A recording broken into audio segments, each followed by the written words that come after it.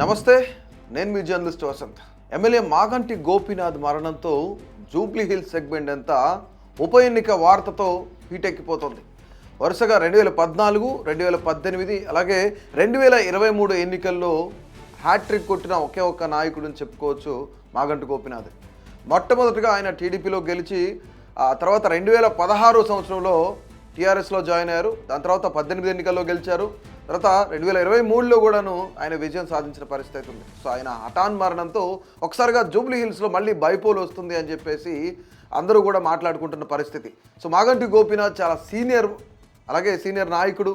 అంటే అక్కడున్న పబ్లిక్ ఎవరైతే ఉన్నారో వాళ్ళందరితో కూడా చాలా క్లోజ్గా మమేకమయ్యే వ్యక్తి కనుక మాగంటి గోపీనాథ్ వాళ్ళ ఫ్యామిలీకి ఏకగ్రీవంగా ఆ యొక్క ఎమ్మెల్యే టికెట్ ఇస్తే కనుక బాగుంటుందని కొంతమంది అనుకుంటున్న పరిస్థితి అవుతుంది.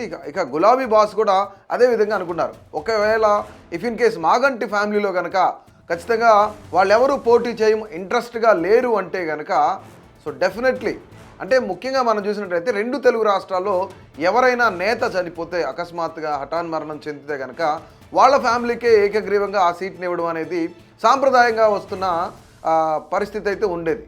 సో ఇప్పుడు మారిన రాజకీయ పరిస్థితులకు అనుగుణంగానే అక్కడ ఒకవేళ వాళ్ళ ఫ్యామిలీలో ఇంట్రెస్ట్ లేకపోతే కనుక డెఫినెట్లీ బైపోల్ అయితే జరిగే అవకాశం ఉంది. కేవలం 6 నెలల్లో బైపోల్ జరగాల్సిన పరిస్థితులు అయితే ఉన్నాయి.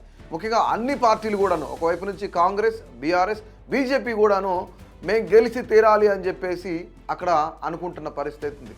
ఒకవేళ ఇప్పుడు బైపోల్ జరిగితే కనుక కాంగ్రెస్లో ఎవరెవరు ఆశావాహులు ఉన్నారు అనేది చూసే ముందు నిజంగా అన్ని పార్టీలు కూడాను ఈ బైపోల్ ఎందుకు ఇంత హీట్ ఎక్కుతుందంటే అన్ని పార్టీల నుంచి టికెట్ ఆశిస్తున్న వ్యక్తులు చిన్న వ్యక్తులేం కాదు. ఆ యొక్క బడా నేతల పిల్లలు ఉన్నారు. బడా నేతలు కూడా ఈ యొక్క ఇదిలో ఉన్నట్లు కూడా మనకు చాలా క్లియర్గా తెలుస్తుంది. ఇక మరీ ముఖ్యంగా ఏదైతే ఈ బైపోల్కి సంబంధించి ఎవరెవరు ఆశావాహులు ఉన్నారు, ఎవరెవరికి ఛాన్సెస్ ఉన్నాయి, కాంగ్రెస్ పార్టీ ఎవరి వైపు చూస్తుంది, బీఆర్ఎస్ ఎవరి వైపు చూస్తుంది, అసలు బీజేపీ ఏమనుకుంటుంది అంటే కీలకంగా 42% ఓట్ బ్యాంక్ ఇక్కడ మైనారిటీస్కి ఉన్నాయి. సో ఇంత పెద్ద మొత్తంలో మైనారిటీస్ ఓట్ బ్యాంక్ ఉన్న మజ్లిస్ మాట ఏంటి అసలు ఒకసారి మనం చూసే ప్రయత్నం చేద్దాం. ముందుగా కాంగ్రెస్ పార్టీకి సంబంధించి అజారుద్దీన్ గతంలో ఆయన జూబ్లీ హిల్స్ నుంచి పోటీ చేసి చాలా పెద్ద మొత్తంలో ఓట్లు సంపాదించి సెకండ్ ప్లేస్లో నిలిచాడు. అంటే అక్కడున్న మైనారిటీస్ని కూడా కొంచెం దగ్గరకు తీసుకోగలిగే వ్యక్తి ఎవరైనా కాంగ్రెస్ పార్టీలో ఉన్నారు అంటే అది అవుట్రేటెడ్గా అజారుద్దీన్ అని చెప్పొచ్చు. ఎందుకంటే చాలా సీనియర్ మోస్ట్ ఆయన నాయకుడు. అలాగే ముఖ్యంగా చూసుకున్నట్లయితే అజారుద్దీన్కి కొంత మంచి పేరు కూడా జూబ్లీ హిల్స్లో ఉంది. ఇక రెండో వ్యక్తి చూసినట్లయితే నవీన్ యాదవ్ గురించి సపరేట్గా చెప్పాల్సిన అవసరం లేదు. 2014లో మజ్లిస్ పార్టీ నుంచి పోటీ చేసి దాదాపుగా 41,000 ఓట్లు సాధించిన వ్యక్తి ఎవరైనా ఉన్నారంటే అది నవీన్ యాదవ్.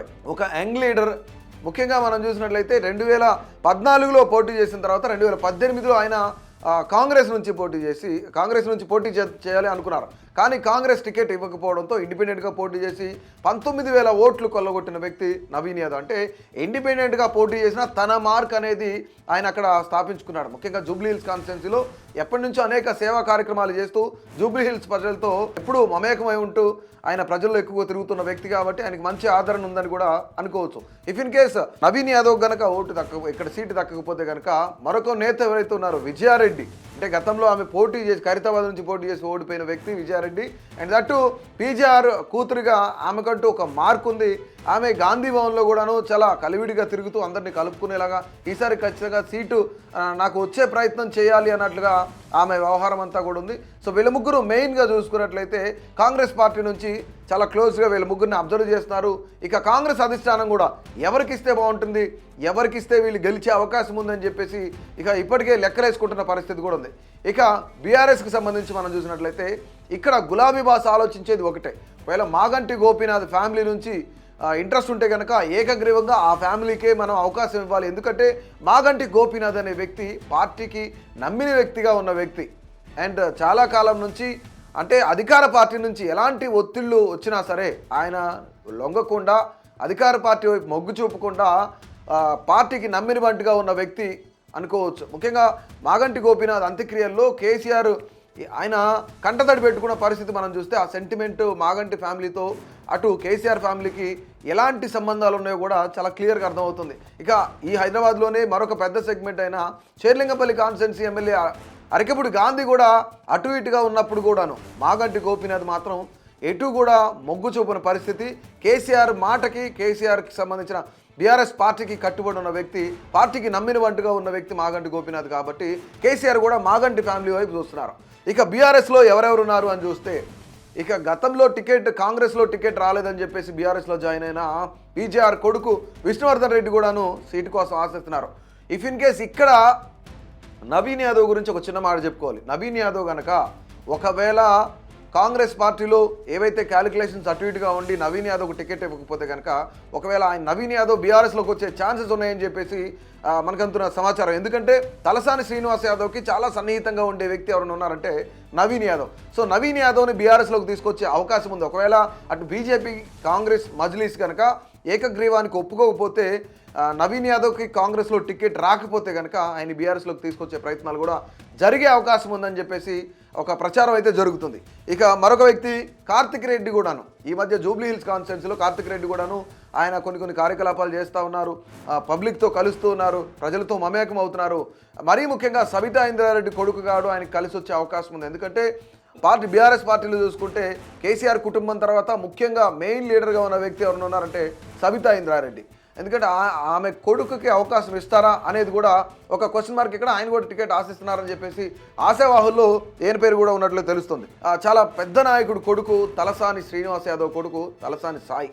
ఎందుకంటే జూబ్లీ హిల్స్ కాన్స్టిట్యున్సీ ఇటు పక్కన ఉంటే అటుపక్క సనత్ నగర్ కాన్స్టిట్యున్సీ, అంటే ఈ రెండు కూడాను కలిసి ఉన్నట్లే అనిపిస్తాయి. సాయికి కూడాను టికెట్ ఇవ్వాలి లేదంటే వద్దా అనేది పక్కన పెడితే ఇక్కడ సాయి కూడాను బరిలో ఉండే అవకాశం ఉందని చెప్పేసి మరొక ప్రచారం జరుగుతుంది. మొత్తంగా బీఆర్ఎస్ పార్టీ, కాంగ్రెస్ పార్టీ పరిస్థితి ఇలా ఉంటే, ఇక బీజేపీని ఒకసారి మనం చూసినట్లయితే ఇక్కడ గతంలో చాలా క్లోజ్ కాల్, అంటే చాలా టఫ్ ఫైట్ ఇచ్చిన లంకల దీపక్ రెడ్డి ఎవరైతే ఉన్నారో ఆ వ్యక్తికి మళ్ళీ టికెట్ ఇవ్వాలి అని చెప్పేసి బీజేపీ అధిష్టానం భావిస్తుందా అనేది కూడా ఇక్కడ చర్చ జరుగుతుంది. ఎందుకంటే లంకల దీపక్ రెడ్డి గతంలో కూడా ఆయన పోటీ చేసినప్పుడు చాలా ఎక్కువ మొత్తంలో ఓట్లు రాబట్టిన పరిస్థితి అవుతుంది. అంటే ఈయన కిషన్ రెడ్డికి చాలా సన్నిహితంగా ఉన్న వ్యక్తి. ఇప్పుడు రాష్ట్ర అధ్యక్షుడిగా ఉన్న కిషన్ రెడ్డి ఎవరైతే ఉన్నారో లంకల దీపక్ రెడ్డితో చాలా సన్నిహిత సంబంధాలు ఉన్నాయి. అందుకనే అని సికింద్రాబాద్ డివిజన్ ప్రెసిడెంట్గా కూడా చేసిన పరిస్థితి అయితే ఉంది. సో మొత్తానికి మళ్ళీ దీపక్ రెడ్డికి అవకాశం దక్కుద్దా అని కూడా ఒక చర్చ జరుగుతుంది.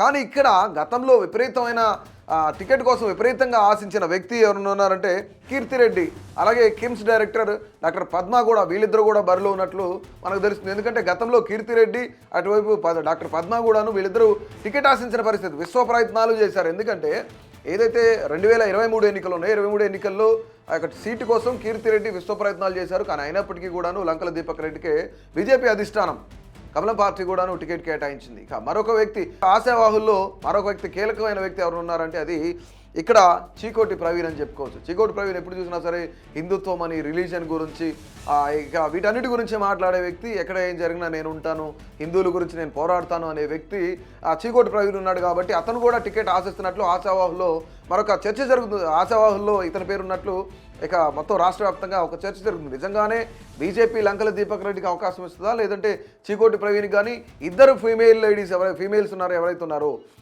కీర్తిరెడ్డి కానీ అలాగే డాక్టర్ పద్మ కానీ వీళ్ళకి అవకాశం ఇచ్చే ఛాన్సెస్ ఏమైనా ఉన్నాయైతే చూడాలి. అంటే గతంలో మనం చూసుకున్నట్లయితే లాస్యానందిత మరణం తర్వాత బైపోల్ జరగదు, వాళ్ళ ఫ్యామిలీలో ఇస్తారు అనుకుంటున్న తరుణంలోనే అత్యంత షాకింగ్గా మనం చూసినట్లయితే లాస్యానందిత ఫ్యామిలీకే మళ్ళీ గులాబీ పార్టీ అవకాశం ఇచ్చింది. కానీ ఇక్కడ కాంగ్రెస్ పార్టీ శ్రీ గణేష్ నిలబెట్టింది, అక్కడ శ్రీ గణేష్ విజయం సాధించారు. అంటే ఇలాంటి సిచ్యువేషన్స్, ఇలాంటి పరిణామాలు కొన్ని ఏవైతే పరిణామాలు అయితే ఉన్నాయో కొన్ని సిచ్యువేషన్స్లో మాత్రమే జరుగుతాయి. ఎందుకంటే ఆ యొక్క ఫ్యామిలీ ఏదైతే ఉందో, ఒక ఎమ్మెల్యే మరణించిన తర్వాత ఆ ఫ్యామిలీలోనే టికెట్ ఇవ్వడం అనేది, ఆ ఫ్యామిలీ వాళ్ళని ఏకగ్రీవం చేయాలి అనేది కొంత తెలుగు రాష్ట్రాల్లో ఉన్న సాంప్రదాయం.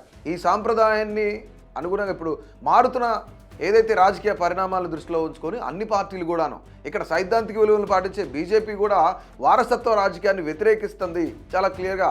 అంటే ఎప్పుడు ఆ ఫ్యామిలీకైనా వాళ్ళ కుటుంబాలకైనా అనే మాట కూడా ఒక చర్చ జరుగుతుంది. సో మొత్తానికి ఓవరాల్గా ఈ యొక్క 3 పార్టీలు కూడాను బరిలో ఉండే అవకాశం ఉంది.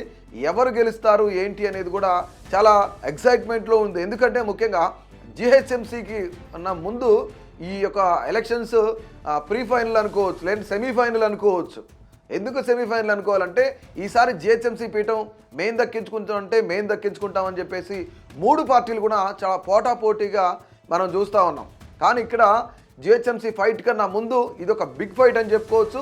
నిజంగానే ఏకగ్రీవం అయితే బాగుంటుందా లేదంటే బైపోల్ జరగడం మంచిదా? బైపోల్లో కాంగ్రెస్ విజయం సాధిస్తుందా, లేదంటే బీఆర్ఎస్ సత్తా చాటుతుందా? ఎప్పటి నుంచో విజయం సాధించాలి ఈ సెగ్మెంట్లో అనుకుంటున్న బీజేపీ మరొకసారి గట్టి పోటీనిస్తుందా, లేదంటే విజయం సాధిస్తుందా లేదా? అసలు ఈ 3 పార్టీల్లో బైపోల్ జరిగితే ఎవరు గెలుస్తారు అనేది మీ యొక్క అభిప్రాయాన్ని తప్పకుండా తెలియజేయండి.